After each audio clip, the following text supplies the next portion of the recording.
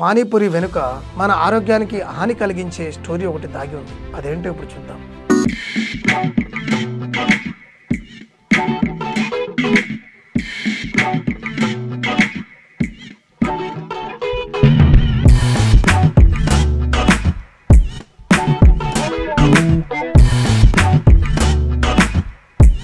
అనే పదం ఎప్పుడైనా విన్నారా? ఇది ఒక సంస్కృత పదం. మనిషికి ఉండేటటువంటి 5 సెన్సెస్ అవేంటంటే శబ్దము, స్పర్శ, రూపము, అట్లానే రస గంధకాలను కలిపి మనం పంచతన్మాత్మ అంటూ ఉంటాం. మనం తినే ఆహారం యొక్క రుచి కేవలం నాలుకకు మాత్రమే తెలుస్తుందని చాలా మందికి భావిస్తూ ఉంటారు. కానీ మనకున్నటువంటి 5 జ్ఞానేంద్రియాలకు రుచిని పసిగట్టే శక్తి ఉంటుందన్న విషయాన్ని మనం గ్రహించాలి. అలా మన పంచేంద్రియాలను సంతృప్తి పరిచేటటువంటి ఫుడ్ ఐటమ్స్ లో పానీపూరి ఒకటని ఖచ్చితంగా చెప్పవచ్చు. ఈ పానీపూరి చాలా మందికి ఒక అడిక్షన్ అయిపోయిందన్న విషయాన్ని కూడా మనం ప్రత్యేకంగా చెప్పాల్సిన అవసరం లేదు. కేవలం మన దేశంలో దీని మార్కెట్ సైజు సుమారుగా 6,000 కోట్ల పైచులుకుందన్న అధ్యయనాలు మనకు కనపడుతున్నాయి. ఈ రోజున మన పంచేంద్రియాలను ట్రిగ్గర్ చేయగలిగేంత స్పెషాలిటీ ఈ పానీపూరిలో ఏముందని ఒకసారి మనం చూసినట్లయితే, పంచతన్మాత్రలో మొదటిది శబ్దం, అంటే వినిపించేది అని అర్థం.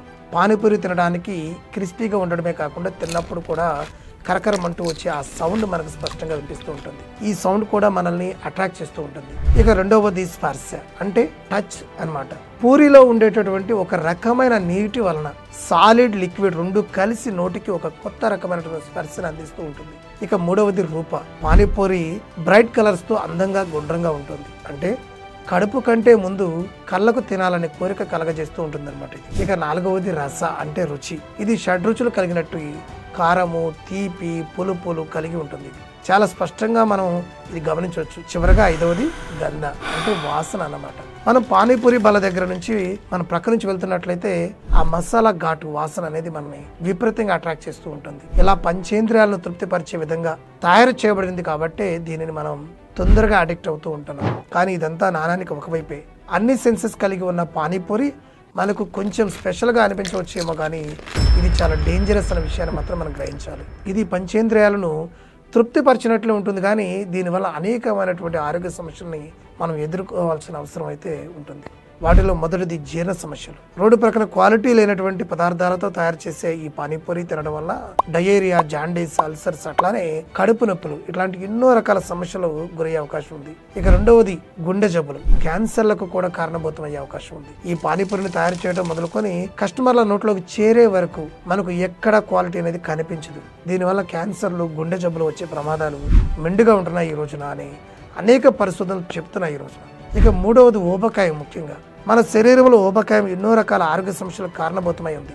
ఈ పానీపూరిలో ఉండేటటువంటి ఈ ఫ్రై చేసినటువంటి పూరీలు, బంగాళాదుంపలు, అట్లానే ఉప్పు, ఇలా అన్ని ఊబకాయానికి దారితీసే వస్తువులే ఉన్నాయి ఇక్కడ. ఇక నాలుగవది పానీపూరి ఎక్కువగా ఎలాంటి చోట్ల దొరుకుతుందన్న విషయం మనందరికీ తెలిసిందే.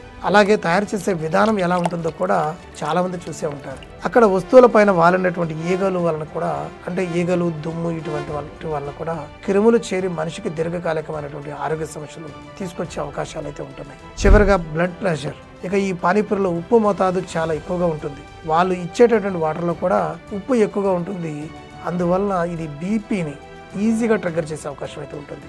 అలాగే పానీపూరి వలన జ్వరం నుంచి మొదలుకొని హెపటైటిస్ ఏ వరకు అనేకమైనటువంటి ఆరోగ్య సమస్యలు వచ్చే అవకాశాలు అయితే ఉంటున్నాయి. ఇదండి పానీపూరి వెనుకున్నటువంటి హానికరమైన స్టోరీ. వాంటెడ్గా స్ట్రీట్ ఫుడ్ స్టోర్కి వెళ్ళకండి. అన్వాంటెడ్గా డిసీజెస్ను కొని తెచ్చుకోకండి. Thank you.